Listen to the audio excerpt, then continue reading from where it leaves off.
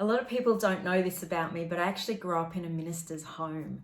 My dad made himself accessible to people 24/7, which meant all sorts of people were randomly dropping into my house growing up. Our kitchen table was full of such a diverse range of people every night, and sometimes it was people from the top end of town who were very successful or government officials, and then sometimes it was people who, through often no fault of their own, had lost their way and turned to drugs or alcohol or even prostitution.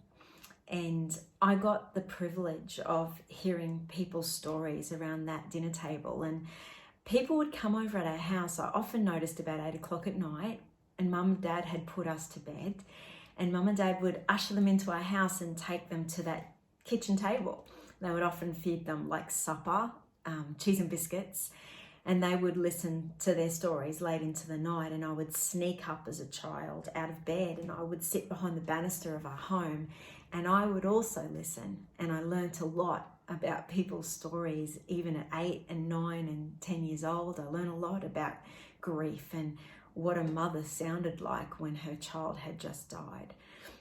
I learned a lot about marriage, actually, and what it sounded like where two people were really finding it difficult to connect. And right now at this time, I can't help but wonder what the story is inside of people's lives who are doing it tough. And not their social media pages, but what's really going on inside of the souls of people. And that story is one that deserves to always be heard and always be connected with. And during this time of isolation, I guess what I want to ask you is, how are you showing up right now? Where's the kitchen table in your life that you're inviting people to?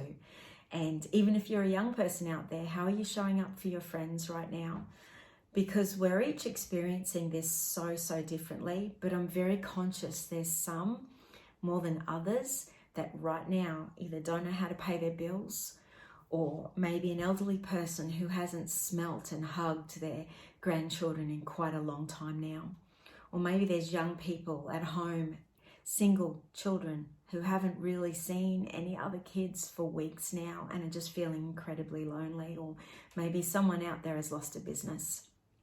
And if we can all do our bit right now and show up with some form of the kitchen table, I don't know what it'll be, but a phone call or a text or whatever it be right now that's going to work, and maybe a chat in the street with a neighbor, whatever it's going to be, to show compassion to each other right now and grace to each other right now and hope to each other right now is what we've got to do.